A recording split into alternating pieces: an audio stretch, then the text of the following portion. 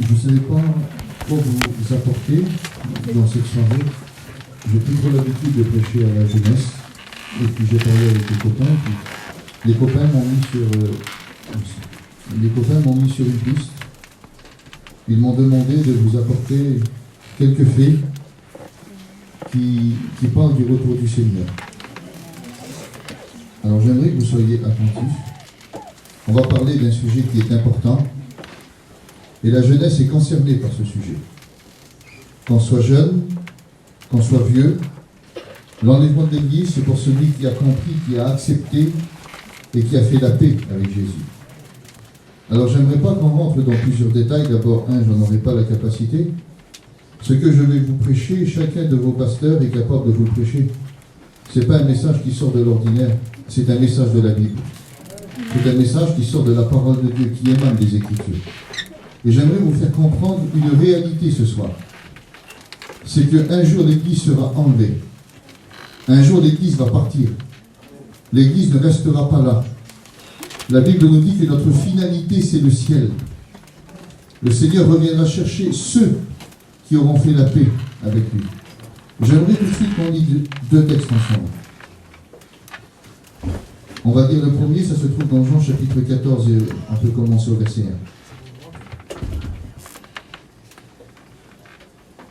Que votre cœur ne se trouble pas. Croyez en Dieu et croyez en moi. Il y a plusieurs demeures dans la maison de mon Père. Si cela n'était pas, je vous l'aurais dit. Je vais vous préparer une place. Et lorsque je m'en serai allé, que je vous aurai préparé une place, je reviendrai. Ça, c'est le retour du Seigneur. Et je vous prendrai avec moi. Ça, c'est la promesse. Afin que là où je suis, vous y soyez aussi. Vous savez où je vais et vous en savez le chemin. On lit un autre texte, ça se trouve dans le livre des Actes des Apôtres, au chapitre 1 et au verset 10. Comme ils avaient les regards fixés vers le ciel, parce que Jésus était parti, on peut même commencer au verset 9. Après avoir dit cela, il fut élevé pendant qu'il les regardait, et la nuée le déroba à leurs yeux.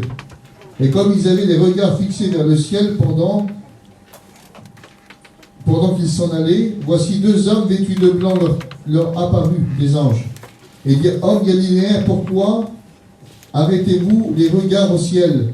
Ce Jésus qui a été enlevé au ciel du milieu de vous viendra de la même manière que vous l'avez vu allant au ciel. Il reviendra. C'est une promesse, c'est une assurance. C'est sûr, c'est réel. Le retour du Seigneur est imminent. On sait que toutes les promesses sont accomplies.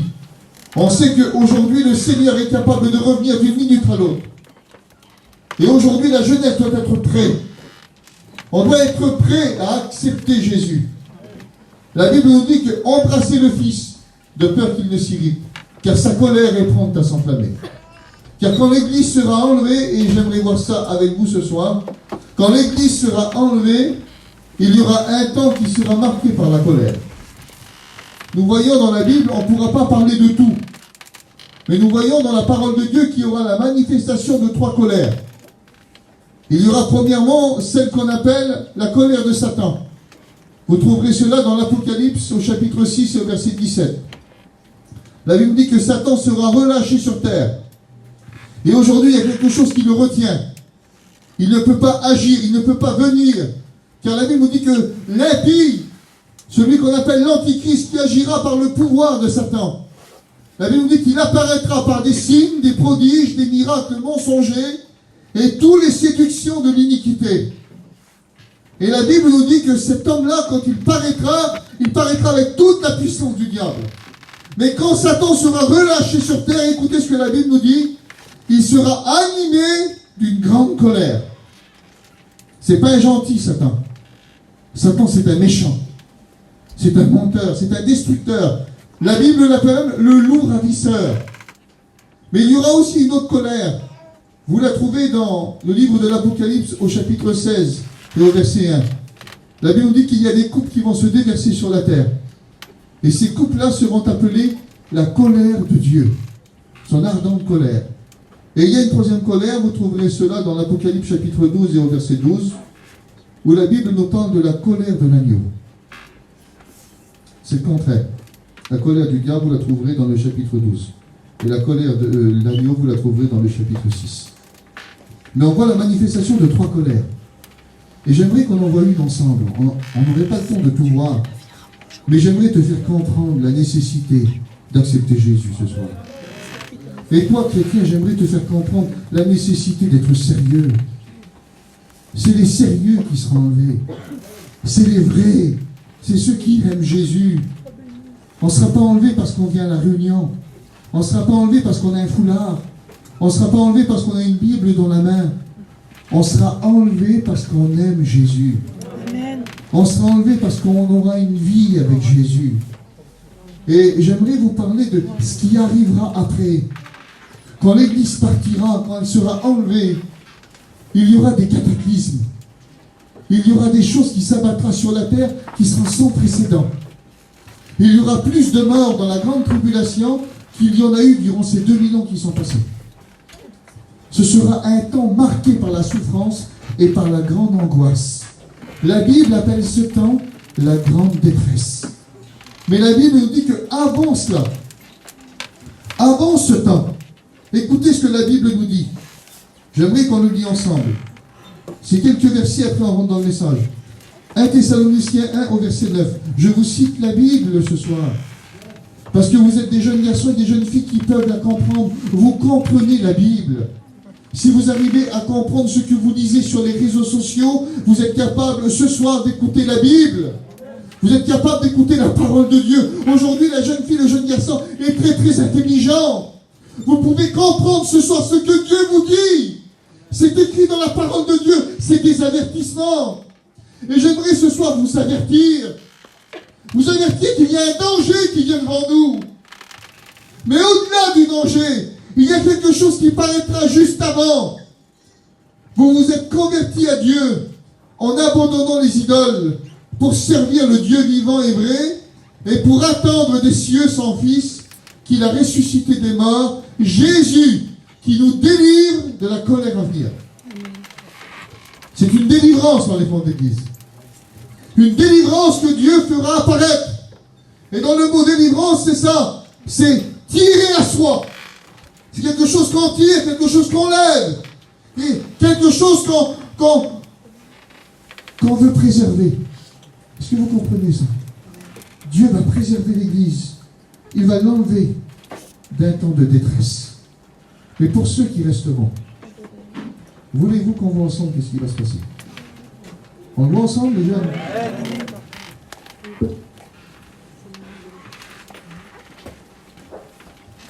Alors, si vous voulez qu'on le voit ensemble, attachez vos ceintures.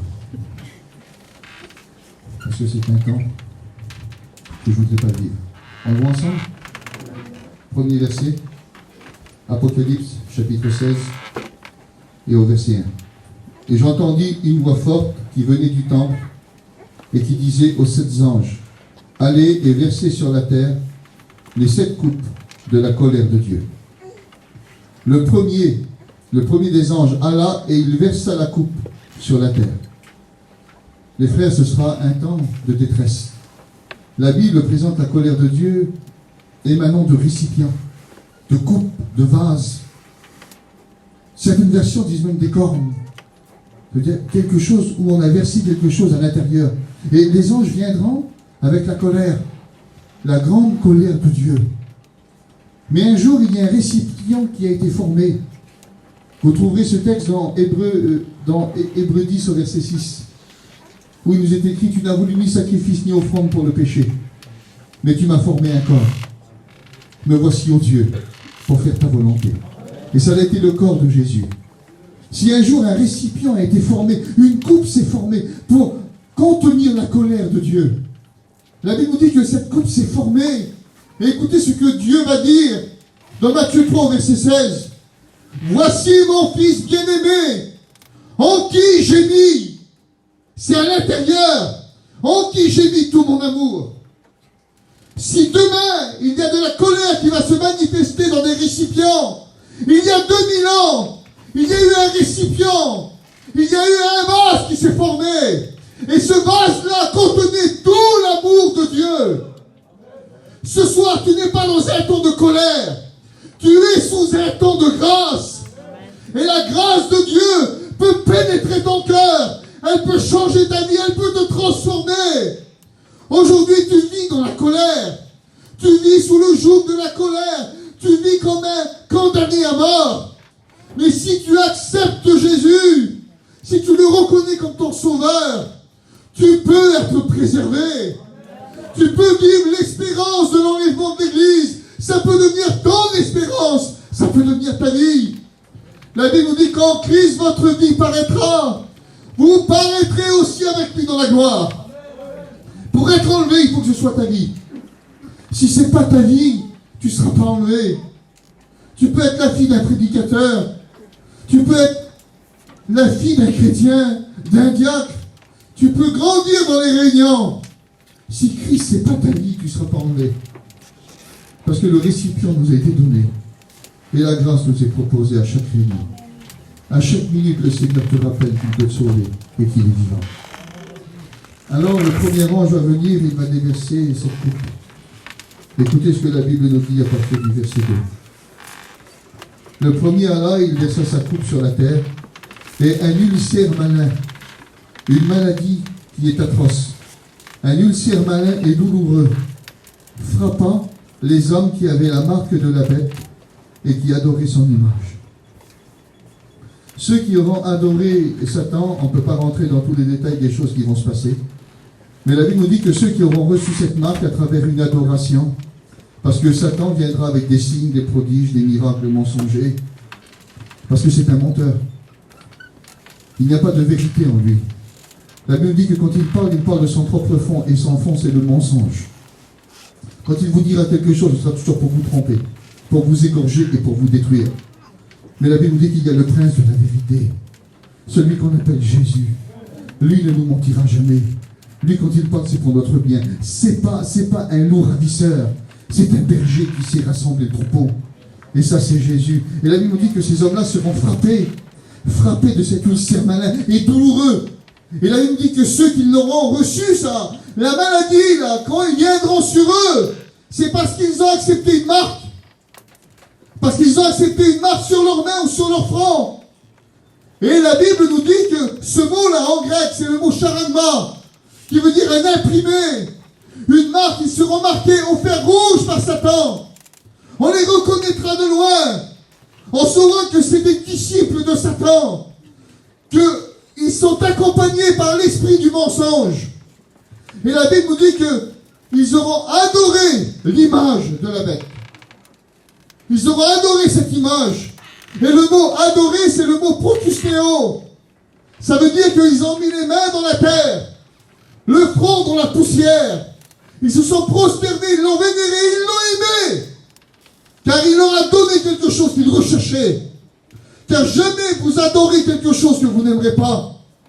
Et aujourd'hui, s'il y a quelque chose qui te sépare de Jésus, c'est parce que tu l'adores plus que Jésus. Déjà aujourd'hui, tu as les mains dans la poussière et le front dans la terre. Déjà aujourd'hui, tu portes les marques de ton adoration. Et le résultat de cette adoration, quand les hommes auront adoré, quand les hommes auront été marqués, la maladie, la coupe sera déversée sur eux et ils recevront un ulcère malin et douloureux. Je ne vous dis même pas ce que ça veut dire dans son texte littéral. C'est une maladie trop vilaine. C'est trop vilain ce qu'ils viendront sur eux. Mais ce sera le résultat de leur adoration, le résultat de leur prière, le résultat de leur cœur, le résultat de leurs besoins. J'aimerais vous dire, les jeunes, la drogue, l'alcool et tout ce que le monde vous donne. La Bible vous dit que le monde entier est régi par Satan. Il est régi par lui parce que la Bible dit qu'il aveugle l'intelligence des hommes. Et on pourrait dire des jeunes ce soir, afin qu'ils ne voient pas briller la splendeur de l'évangile. Mais j'aimerais vous dire ce soir, un jour il y a un homme dans la parole de Dieu. Un homme qui est venu, il était malade. Il était couvert de lèpre de la tête aux pieds. Son corps était marqué par la souffrance et par la faiblesse. Mais il a écouté parler qu'un jeune prophète, un jeune Nazaréen qu'on appelle Jésus, guérit les malades, ressuscite les morts, rend la vue aux aveugles. Il fait entendre les sourds et parler les muets. Et il est couvert de lèpre, il est malade. Et il se dit, pourquoi pas moi? Si Jésus passerait, je pourrais l'accepter. Et il pourrait me bénir. Et la Bible nous dit qu'un jour, Jésus va passer. Vous trouverez cette histoire dans Matthieu chapitre 8. La Bible nous dit qu'il va le voir au loin. Écoutez ce que la Bible nous dit. Il a couru vers Jésus. Il a couru vers le Maître. Et écoutez le mot, la Bible nous dit qu'il se prosterna. Comme ces hommes-là dans la grande tribulation, ils se prosternent. Le front dans la poussière, les mains dans la terre. Ils ne voient même plus Jésus. Il est prosterné, il est par terre. Certainement des larmes qui coulent et qui font de la boue par terre. Il va murmurer une prière. Il va dire, si tu le veux, tu peux me rendre pur. Si tu le veux, tu peux me rendre pur. Et Jésus va dire, je le veux, sois pur. Et la Bible dit qu'il va être totalement guéri. Cet homme-là va être marqué par Jésus. Mais quelle différence, les frères, quand on adore Jésus. Le résultat, quand on l'adore à lui. Dans la grande tribulation, les hommes qui adoreront Satan recevront en récompense un ulcère malin. Mais cet homme-là vient et adore Jésus. Lui, c'est le vrai Christ. C'est pas l'antichrist. C'est pas le pâle reflet. C'est pas la tromperie. C'est pas le mensonge. C'est la vérité, Jésus. Et quand il vient vers lui, il le guérit. Le résultat, c'est la guérison. Il le relève. Il est totalement guéri. Parce qu'il a adoré Jésus. Ce soir, tu ne voudrais pas changer de maître? Tu ne voudrais pas adorer Jésus ce soir? Ce que le monde te propose, ce que tu vas gagner, c'est ce que l'Antichrist va t'apporter. Et le salaire du péché, c'est la mort. Mais le don gratuit de Dieu, c'est la vie éternelle en Jésus-Christ. Tu peux découvrir la vie ce soir. Tu peux aller plus loin avec Jésus. Aujourd'hui, tu es marqué par ton péché. Mais il y a encore la grâce pour te préserver. Demain, il sera trop tard. Ce soir, mets-toi en règle avec Dieu. On voit la seconde coupe. Le deuxième versa sa coupe dans la mer et elle devint du sang, comme celui d'un mort. Et tout être vivant mourut, tout ce qui était dans la mer. Les jeunes, c'est pas un film, c'est des choses qui vont arriver. Quand la coupe de la colère de Dieu va se déverser dans tous les océans, la Bible nous dit que tous les océans du monde vont se changer en sang. Et quand l'eau va devenir du sang, tout ce que le sang touchera apportera la mort. De la sardine jusqu'à la baleine, tout va mourir. Il n'y aura plus rien qui vivra. Tout va mourir. Tous les poissons du monde vont être rejetés sur les berges. Ça va apporter des épidémies, des pestes, des ravages, des maladies qu'on n'a jamais vues. Ce sera sans précédent. Les hommes paniqueront. La Bible dit qu'ils seront dans la douleur et dans la consternation. Tout ce que le sang touchera apportera la mort. Les frères, les jeunes, le sang, c'est l'image de la mort. Quand ça saigne, quand il y a du sang, on sait que la mort n'est pas loin. Et un jour, on a fait couler du sang. Le sang innocent. Le sang qui n'avait jamais péché, le sang qui n'avait jamais menti, le sang qui a coulé à cause de toi, le sang qui a coulé à cause de ton péché, de tes fautes, à cause de tes angoisses, de tes peurs et de tes incertitudes. Ce sang-là a coulé. Et normalement, le sang aurait dû donner la mort. Et le sang de Jésus a apporté la mort. Oui, il est mort, les frères. Mais la Bible dit que 3 jours après, il est ressuscité. Et aujourd'hui, ce sang-là a une valeur. Si le sang de la colère, dans le temps de la colère, si le sang touche et ça apporte la mort, aujourd'hui on a une puissance avec nous. C'est que le sang de Jésus, quand on le prend et qu'on le met sur un pécheur, la Bible nous dit que ce sang-là communique la vie. Il ne donne pas la mort. Non, mais ce qu'il touche, il le ranime. Il lui rend la vie. Il souffle sur lui. Comme Dieu a soufflé sur Adam. Et il devient une âme vivante. Ben, quand Jésus souffle sur un pécheur, quand tu es au contact du sang, la Bible nous dit que ce n'est pas par de l'or, ni de l'argent, ni par des choses périssables que tu as été racheté. Mais c'est par un sang précieux. Et le sang précieux est capable de te ranimer. Le sang précieux est capable de te ramener à la vie. On voit que dans cette grande tribulation, le fera périr. Ce soit le sang de Jésus pour te toucher. Déjà aujourd'hui, le sang de la colère, le sang du péché t'a déjà touché. Et la Bible nous dit qu'aujourd'hui, tu es mort dans tes péchés. Tu es mort. Aux yeux de Dieu, tu es mort. Même si tu es jeune, même si tu es plein de vie, aux yeux de Dieu, tu es mort. Mais il y a une chose ce soir qui peut te ranimer, qui peut te ramener à la vie. C'est le sang de Jésus. Si le sang de Jésus te touche ce soir, s'il vient vers toi, il y a une puissance dans le sang de Jésus. Le sang l'a touché à lui pour que la grâce te touche. Et aujourd'hui, la grâce peut te toucher. La grâce de Dieu peut te toucher. Elle peut faire de toi un jeune qui espère en Dieu. Tu peux repartir sans tes péchés. Tu peux repartir en nouveauté de vie. Aujourd'hui, il peut te dépouiller de tes péchés. Il peut faire de toi un homme nouveau, une jeune fille nouvelle, dépourvue d'angoisse, remplie d'espérance. Tu peux découvrir Dieu. Mais il faut que le sang te touche.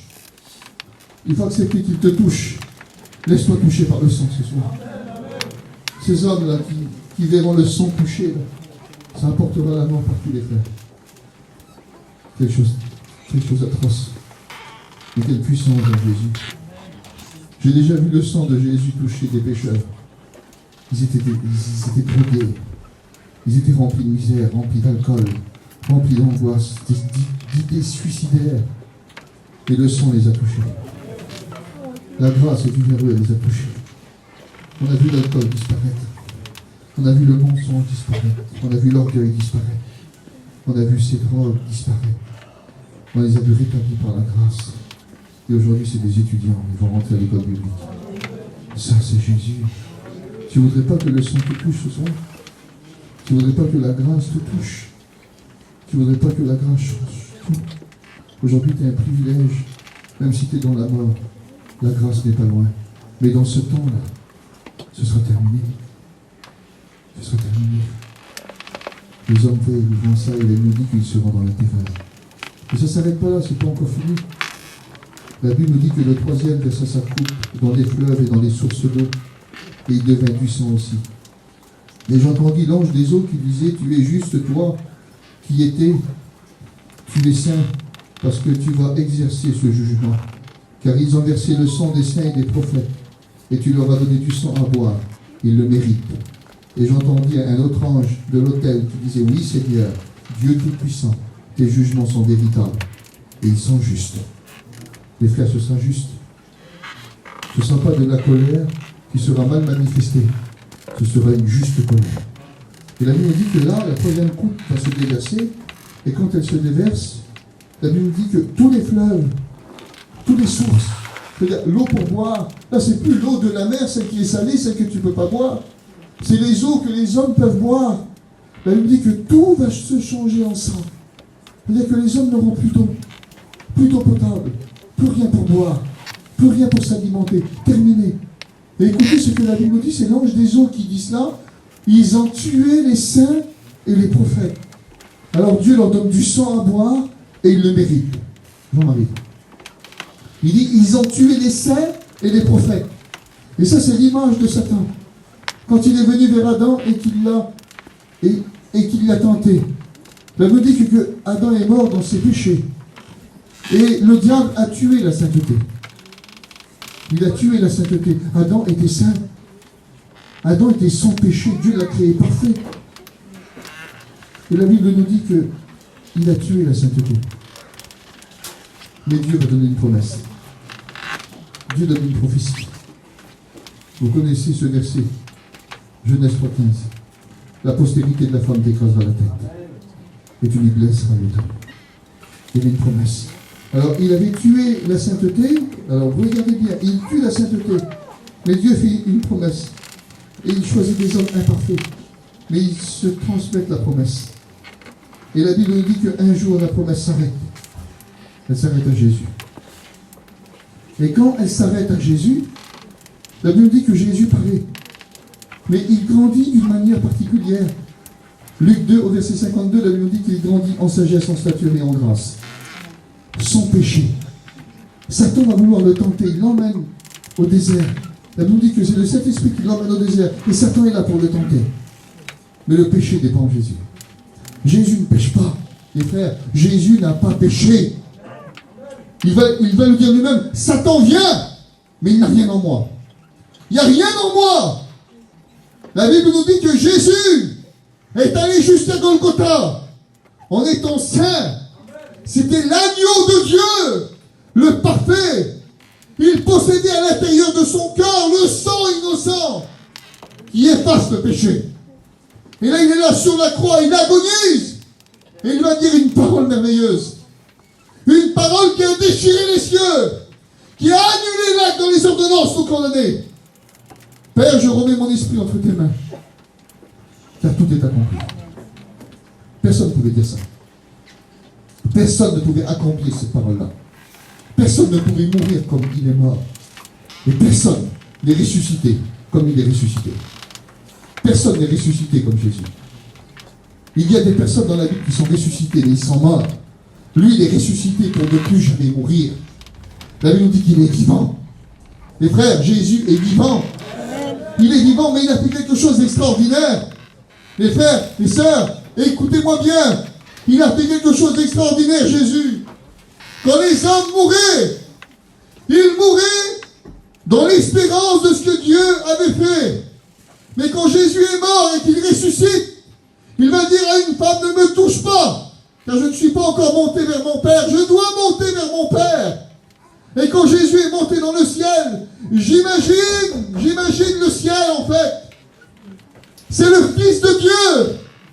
Il n'est pas créé, il n'a pas été engendré. C'est le Fils parfait de Dieu, il est éternel comme son Père. Même Dieu, il l'appelle Dieu. Le Seigneur l'appelle Seigneur. Il va dire, oh Dieu, ton Dieu, t'as moins d'une huile de joie supérieure sur tous tes collègues. Il va dire, oh Dieu, assis-toi à ma droite, jusqu'à ce que je fasse de tes ennemis ton marchepied.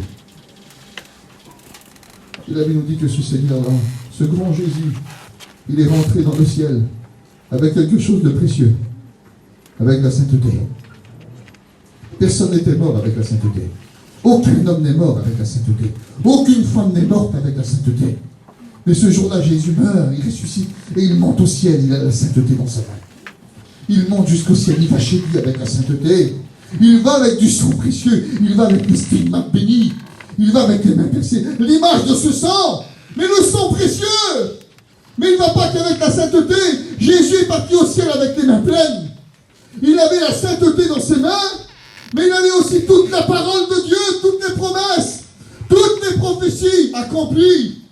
Il est monté vers son Père en disant, voilà, je t'apporte la sainteté, je t'apporte les promesses, j'ai tout achevé l'œuvre que tu m'as donné à faire. Aujourd'hui, maintenant, glorifie ton Fils. Aujourd'hui, les frères, ce que Satan a voulu tuer, Jésus l'a rendu vivant. La sainteté qu'il a voulu tuer, aujourd'hui le Seigneur est capable de la rendre vivante en toi. Car aujourd'hui, je crois de tout mon cœur qu'il y a des jeunes garçons et des jeunes filles qui marchent dans la sainteté. Et aujourd'hui, on peut marcher dans la sainteté. On peut marcher avec la Bible, car tout est accompli pour toi. Si demain des hommes buvront du sang, parce qu'ils le méritent, c'est parce qu'ils auront fait la guerre à la sainteté. Ne pas accepter Jésus, tu fais la guerre à la sainteté. Tu fais la guerre en luttant avec le péché, car tu l'acceptes, car c'est ta vie, c'est ton sang, c'est ce qui te fait vivre. Tu luttes contre les Écritures, tu luttes contre les promesses, tu luttes contre la Bible. Alors demain, Dieu te dira, si tu ne participes pas au retour du Seigneur, Dieu te dira, tu buvras du sang. Et tu le mériteras, car tu auras lutté contre la sainteté. Tu auras lutté contre les prophéties, tu auras lutté contre la Bible, tu auras lutté contre les promesses. Alors demain, tu buvras du sang. Mais ce soir, tu as un privilège énorme. Tu peux accepter la sainteté. Tu peux accepter les promesses. Tu peux accepter les prophéties. Tu peux rentrer dans le plan. Il y a tellement de jeunes garçons et de jeunes filles qui croient de tout leur cœur, qui sont dans un état de bonheur, alors que c'est pas vrai. Le bonheur, c'est quand tu possèdes la sainteté dans ton cœur, c'est quand tu marches dans la grâce, c'est quand tu sais que si Jésus revient, tu pars avec lui. Ne lutte plus contre la sainteté. Ne lutte plus contre les promesses du Seigneur. Car aujourd'hui, si tu peux boire du vin tous les dimanches, demain dans la grande tribulation, ce sera du sang. et tu le mériteras. Mais ce soir, le mérite, ce que je voudrais te donner, c'est le sang de Jésus. J'aimerais que tu y parles à la sainteté. J'aimerais que tu passes par la nouvelle naissance ce soir. J'aimerais que tu goûtes aux promesses du Seigneur et son meilleur pour toi. Aujourd'hui, tu es en train de marcher dans un combat, nous verrons après. Tu es en train de marcher dans un combat. Mais tu luttes contre Dieu. Tu luttes contre la croix. Tu ne luttes pas contre le péché, ce monde. Tu luttes contre la croix. La Bible dit que tu crucifies le Seigneur. Tu le piétines à tes pieds. Tu l'écrases. Mais demain, tu buvras du sang avec tous ces hommes-là. Mais ce soir, accepte Jésus. Jeune fille, jeune garçon, tu n'as plus le temps. Tu n'as plus le temps de t'amuser. Il faut monter dans le train. Ça va partir pour bientôt. Bientôt nous partirons et nous verrons Jésus. Ce soir, accepte Dieu, je te supplie. On voit la quatrième coupe, les frères. Le quatrième versa sa coupe sur le soleil et il lui fut donné de brûler les hommes par le feu.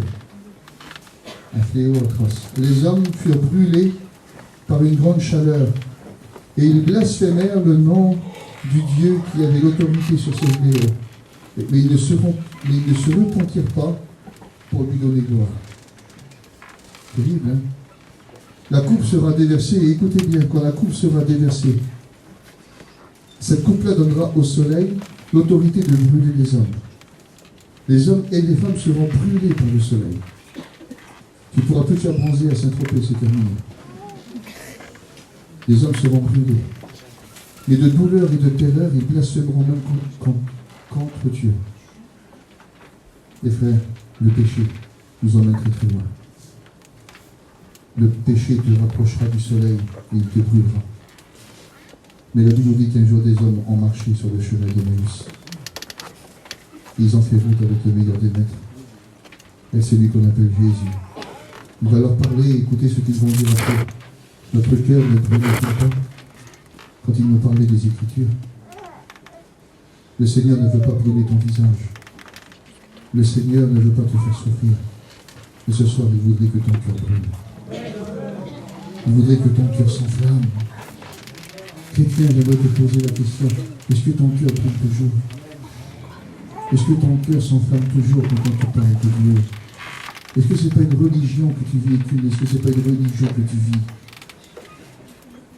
On voit celui qui vit une religion, c'est quand son cœur ne brûle pas. Et quand ton cœur brûle, quand on te parle de Dieu, quand on te dit d'aller à la réunion, quand tu écoutes les cantiques, quand tu écoutes la parole de Dieu, pour toi c'est pas lent, parce que ton cœur brûle. C'est lent pour celui dont le cœur ne brûle pas. C'est embêtant pour celui qui n'a pas le cœur qui brûle. Mais ce soir, je veux tant que ton cœur brûle. La Bible dit que dans ce temps-là, les hommes seront brûlés, le visage brûlera, les mains brûleront. Ils seront dans un temps d'angoisse, de terreur et de souffrance atroce. Mais ces hommes-là, qui ont marché, qui ont écouté la parole de Jésus, ont eu le cœur qui a brûlé. Et ce soir, ton cœur peut brûler. Ton cœur peut brûler par la présence de Dieu. Le Seigneur peut faire brûler à l'intérieur de toi, il peut allumer un feu. Et si ce feu-là s'allume, il va consumer tout ce que Satan a mis. Il va commencer le jugement par le feu. La Bible dit que celui qui viendra vous baptisera de quoi, les frères? Du Saint-Esprit et du feu. Il viendra consumer les œuvres démoniaques, il viendra consumer le péché, il viendra consumer tout ce qui t'éloigne de Dieu. Ce soir, ton cœur peut brûler. Est-ce que vous êtes d'accord? Chrétien, il faut que ton cœur brûle ce soir. On va un petit peu plus loin. Je vais bientôt terminer. Laissez-moi encore 10 minutes.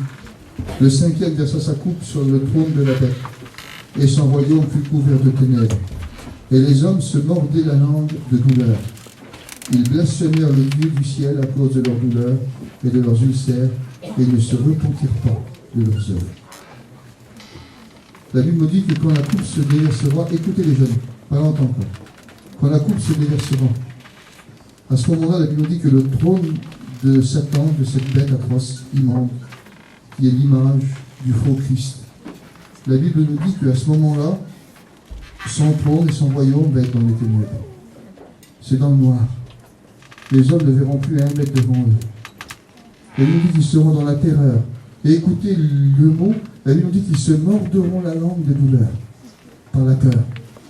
Mais dans le mot mort de la langue, c'est le mot en grec masomé, qui veut dire ils vont se consommer la langue. Ils vont se dévorer la langue, ils vont la mâcher. De peur.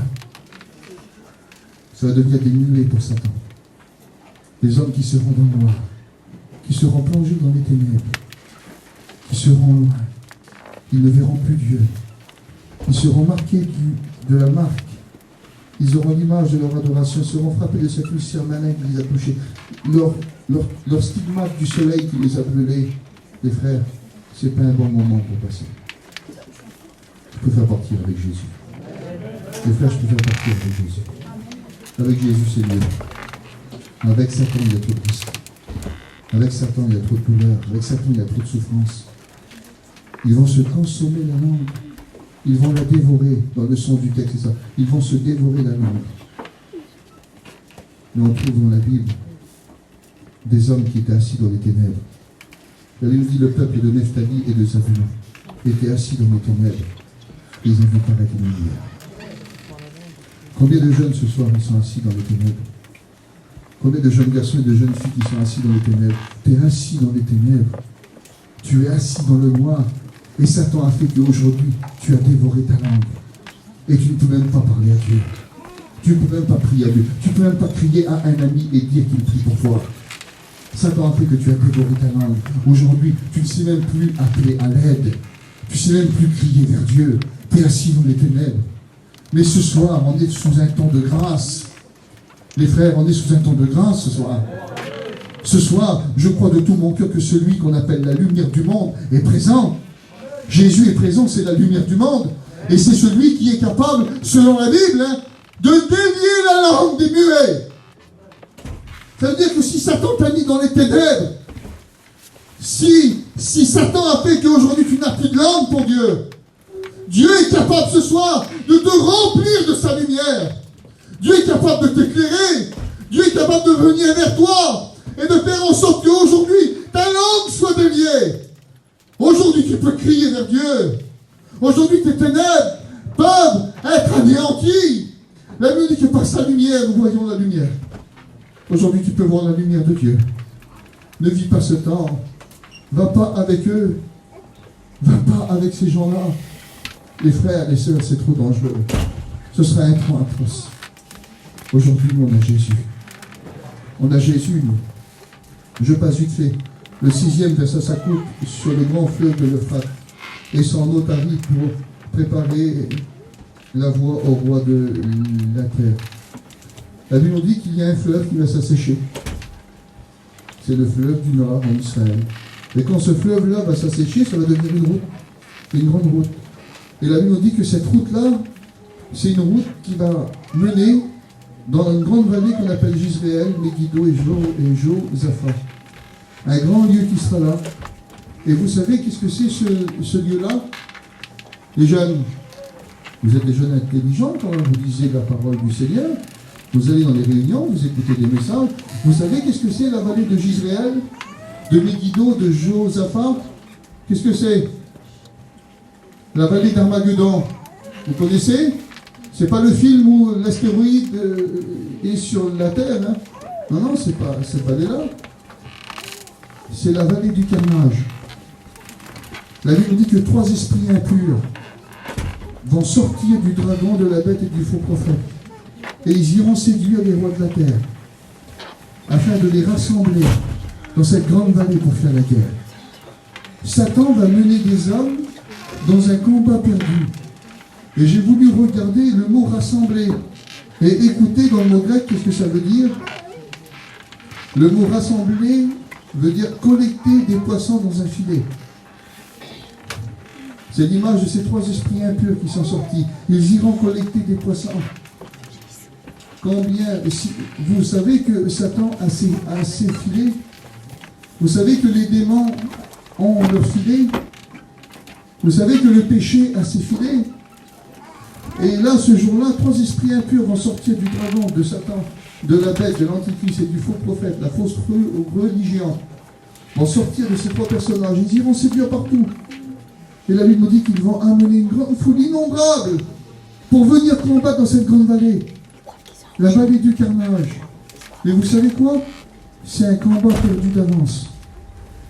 C'est un combat qui est déjà gagné par Jésus.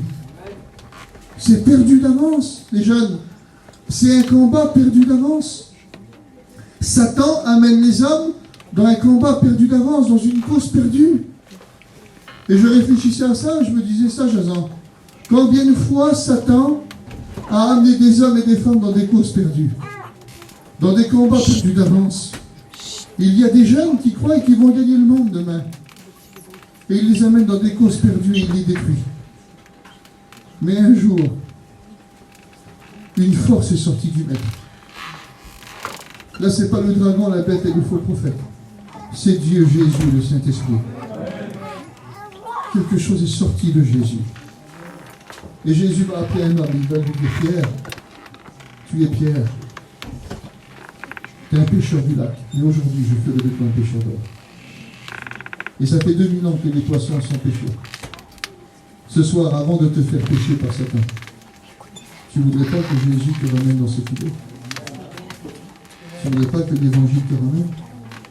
Tu ne voudrais pas te laisser attirer par son amour? Parce que ce jour-là, ce sera un rassemblement, une réunion. Ce sera une réunion, mais pour une cause perdue. On voit des jeunes se réunir, mais c'est des combats perdus. C'est des causes perdues. Parce que le monde a ses réunions aussi. Tu sais, comme tu es dans un café, que tu es avec des garçons, que tu es avec des copains, que tu es avec des filles, où il y a de la drogue, de l'alcool, où il y a de la danse.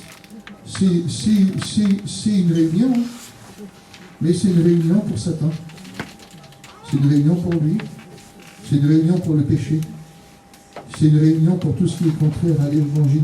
Tu te réunis, pas au nom de Satan, je ne voudrais pas aller jusqu'ici, mais tu te réunis dans son royaume et puis tu prends tout ce qu'il te propose, tu te réunis pour une cause perdue. Et la Bible nous dit que ce jour-là, ce sera une cause perdue. Car la Bible nous dit que dans cette vallée-là, il va se passer quelque chose d'atroce. Car vous savez, si les hommes seront capables de passer sur la colère de Dieu, si les hommes seront capables de passer face à la colère du diable, il y a une colère qui va se manifester, qui sera au-dessus de toutes les colères. C'est la grande colère de l'agneau. La colère de l'agneau, quand Jésus reviendra, ce sera quelque chose que les hommes ne pourront pas supporter.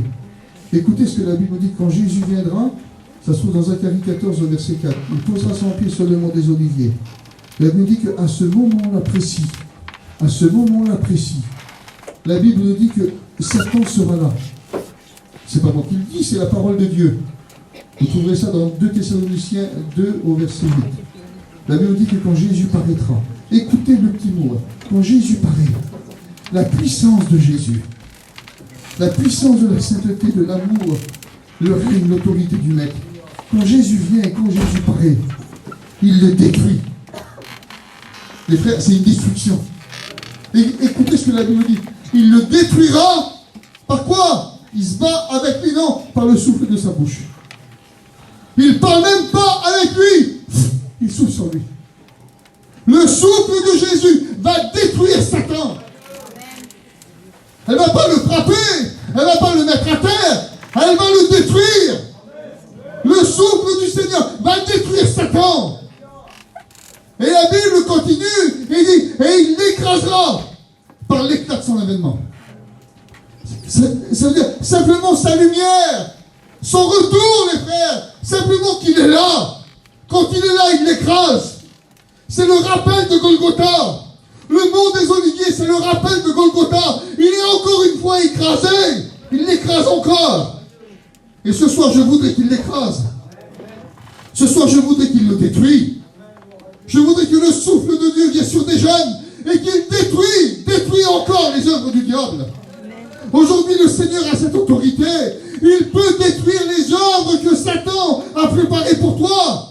Car si Satan a des œuvres et des projets, Jésus a des projets pour toi. Des projets de paix et non de malheur, afin de te donner un avenir et de l'espérance. Il n'y a pas d'avenir avec eux. Il n'y a pas d'avenir dans cette vallée. Il n'y a pas d'avenir pour ces causes perdues. Mais l'évangile, les frères, quel combat gagné d'avance. Quelle cause, les frères, quelle cause l'évangile. Quelle cause quand le Seigneur t'envole, quand il t'appelle lui, quand il t'appelle et qu'il te prend et qu'il te rassemble. quand tu fais partie du corps du Seigneur. Quelle cause? Seigneur, il n'y a pas plus beau, les frères. Vous allez faire plus beau, vous, que d'être enrôlé par Jésus et que vous lui plaisez. Quand on prie au Maître, quand on est enrôlé dans la grâce, c'est un combat qui est gagné d'avance, les frères. Car notre finalité, on la connaît, l'éternité avec Dieu. Notre combat ne finira pas à Megiddo. Nos combats, nos luttes, nos larmes disparaîtront quand le Seigneur paraîtra de la gloire. Quand il nous attirera à lui. Quand on sera enlevé. Quel rêve de partir. Quel rêve d'être enlevé. Les jeunes, vous ne voudriez pas être enlevés avec Jésus? Vous ne voudriez pas avoir l'espérance de partir? Alors soyez sérieux. Vivez pour lui. Que votre cœur s'élargit. Soyez de plus en plus sérieux. Vous voulez vous attacher aux promesses de Dieu? Alors attachez-vous à Dieu premièrement. Parce que les promesses sont pour ceux qui s'attachent à Dieu. Et toi qui n'es pas chrétien, qui vis ta vie comme bon te semble, tu es en train de vivre un danger permanent. Car si le Seigneur revient, ces fléaux s'abattront sur toi. Ces fléaux seront ton quotidien. Et nous voyons simplement que 10% ce soir. Car s'il faudra aussi parler des 7 sauts, des 7 trompettes, on parle là de 21 fléaux qui vont s'abattre sur les saints. Et la Bible dit que quand le Seigneur reviendra, il aura la manifestation du roi vengeur. La Bible dit que son vêtement sera teint de sang. Mais le mot teint de sang, c'est le mot baptizo, qui veut dire que son vêtement sera immergé dans le sang. La Bible le présente comme celui qui vient de Bosra, avec un vêtement qui est immergé de sang. Il viendra fouler dans la cuve de sa colère. C'est plus l'agneau de Dieu, c'est le roi vengeur. C'est le lion de la tribu de Juda qui viendra tirer vengeance sur ses ennemis. Mais ce soir, c'est l'agneau de Dieu. Ce soir, il peut te sauver. Et écoutez, juste ça, puis on prie Seigneur. Il y a une dernière coupe qui va se déverser sur le royaume de la bête. Et la Bible nous dit que c'est sur l'image de son système religieux. Parce que vous savez que le diable a son église. Vous savez que le diable a son église, il a ses pasteurs, il a ses prophètes, il a ses enseignants. Vous savez qu'il y a des hommes qui sont dirigés par l'esprit de Satan et qui prient pour que les chrétiens tombent, qui prient pour que les ministères tombent. Satan a ses églises, et là on voit qu'il y a une église, c'est la grande Babylone qui est la manifestation de son système religieux. Et écoutez ce que la Bible nous dit au verset 17. Le 7e versa sa coupe dans l'air, et il sortit du temple, du trône, une voix forte qui disait « C'en est fait, c'est terminé, le jugement est accompli. » Et écoutez ce que la Bible nous dit, juste ça, on prie Seigneur, d'accord? La Bible nous dit que cette femme-là, qui est la représentation d'une femme, la grande Babylone, elle est représentée assise. C'est une femme assise. Mais l'Église, c'est une femme qui est représentée debout. On est debout, les frères. On ne s'assoit pas. On travaille pour notre maître. La Bible nous dit qu'on trouverait un lieu où s'asseoir. Mais vous ne voyez pas l'Église s'asseoir autrement que dans ce lieu-là. Et vous savez, c'est où? La Bible nous dit qu'on s'assoira sur le trône de Dieu. C'est le lieu où on viendra s'asseoir. Mais aujourd'hui, le Seigneur nous a dit quelque chose. Va et bosse et travaille pour moi. Aujourd'hui, on travaille pour Dieu. Cette femme-là, elle est assise. Et aujourd'hui, il y a beaucoup de jeunes qui sont assis dans les ténèbres et qui ne osent pas se lever. Ils sont assis dans leur péché, ils sont assis dans leur misère, ils sont assis dans leur dépression, ils sont assis dans leurs angoisses. Et jamais ils pourront se lever. Car c'est l'image de leur vie. Ils ont déjà commencé à régner avec cet affreux personnage. Mais ce soir, je t'appelle au nom de Jésus à te lever. Tu dois te lever ce soir. Tu dois refuser de vivre ces temps. Car pour toi, l'enfer n'a pas été préparé. Pour toi, Dieu a préparé le ciel. Le ciel, c'est pour toi. Toutes ces choses-là qui vont paraître, c'est des choses que le Seigneur a réservées pour les rebelles. Mais pour ceux qui acceptent, pour ceux qui ouvrent leur cœur, Dieu a préparé le ciel. On voit que cette femme-là, elle est couverte de noms de blasphème. Et parfois, quand on voit des jeunes, ils sont couverts de paroles. Ils sont couverts d'impureté. Ils portent l'image du monde. Ils portent les noms du monde. Ils portent les paroles du monde. Mais l'Église porte des noms bénis. Les frères, on porte des noms bénis. On s'appelle chrétien. On s'appelle diacre.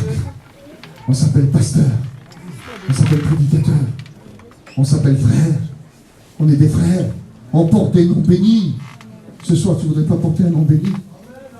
Tu ne voudrais pas repartir de la réunion avec un nom béni? Tu n'en as pas marre de tes noms blasphèmes? Tu n'en as pas marre? On va le dire ce soir. Du mot drogue qui est gravé sur ton front. Tu crois que tes parents ne louaient pas? Tu crois que personne te sent? Tu sens l'odeur de ton péché. Tu marches comme ton péché le veut. Tu portes ces noms-là sur toi. Mais le Seigneur a d'autres noms pour toi ce soir. Il voudrait te donner le nom de son Fils. La Bible dit que quand l'Église sera enlevée, un caillou blanc nous seront donnés à tous là. Vous recevez tous un caillou blanc pour ceux qui partent. Hein. Et la Bible dit qu'un nom nouveau vous sera donné. Et la Bible dit que personne ne le connaîtra. Seulement Jésus. Seulement Dieu.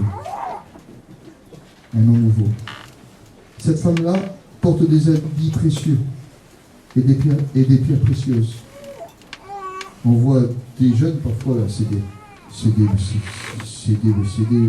bouddhas. Seigneur, ils sont habillés pour 3 000 € les jeunes. Parfois on voit. Oui, mais cette femme aussi, elle est couverte de choses précieuses. Mais moi, il y a quelque chose de précieux que j'aime sur un jeune. C'est quand je vois la manifestation de son vêtement blanc. Quand je vois le salut sur un jeune. Quand un jeune est sauvé, quand un jeune est sage, quand un jeune est intelligent.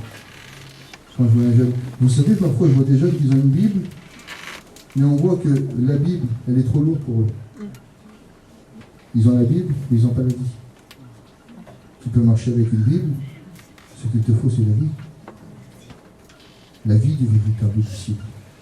La vie de celui qui marche pour Dieu. Mais ce qu'il te faut ce soir, c'est les habits de Dieu. Vous savez ce que la Bible dit? Aujourd'hui, tu marches avec un vêtement blanc, chrétien. Aujourd'hui, tu ne le vois pas, mais quand tu seras enlevé, ton corps dormi, tu le verras. Mais il y a un autre vêtement qui nous sera donné. Car dans le ciel, on passera au tribunal du Christ, au Bénin. La Bible dit que dans ce tribunal-là, la Bible dit qu'un vêtement nous sera donné. Le vêtement de fin blanc et pur. Et la Bible dit que ce vêtement-là, ce sera les œuvres des justes. Quel est beau vêtement. Tu ne voudrais pas changer de vêtements ce soir? Tu portes les vêtements du monde, tu t'habilles comme des célébrités. Mais ce soir, tu peux t'habiller comme Jésus. Tu peux porter les vêtements du ciel. C'est ça qui est important.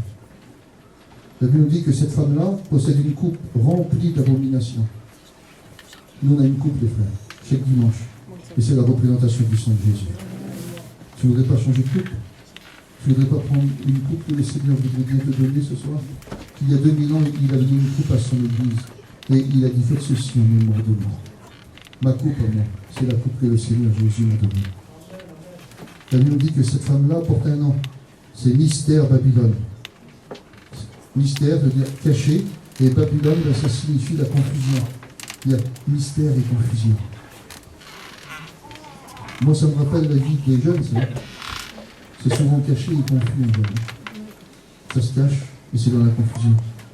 Mais écoutez ce que la Bible nous dit. Nous, on a reçu le nom, c'est révélation. Et c'est parole de Dieu. De ce qui est pur et ce qui est vrai. Ce qui est honorable. La Bible nous dit que cette femme-là, un jour, on va lui dire ça. Elle est tombée. Elle est tombée. La grande Babylone. Et écoutez ce que la Bible nous dit. C'est un repère, c'est une habitation de démons. Jason. Le système religieux de l'Antichrist, c'est une habitation de démons. Mais on va dire sur elle, elle est tombée. La grande Babylone, c'est une habitation de démons et un repère de mauvais esprits. Mais un jour, on dira sur l'Église, elle est enlevée. Elle est enlevée. Et c'est une habitation de quoi? Une habitation de Dieu. C'est un repère de sauvés. Au ciel, vous trouvez des sauvés. En enfer, où la grande Babylone va tomber, avec le dragon, la bête et le faux prophète, où ils iront en enfer. Ce sera la représentation des démons et des mauvais esprits, et de tous les perdus. Mais l'Église, elle est enlevée. Elle est partie. Seigneur, Seigneur, si j'aurais su. Mais si l'Église part, c'est l'habitation de Dieu. C'est la nouvelle Jérusalem qui vient. C'est l'épouse qui s'est parée pour accueillir son époux.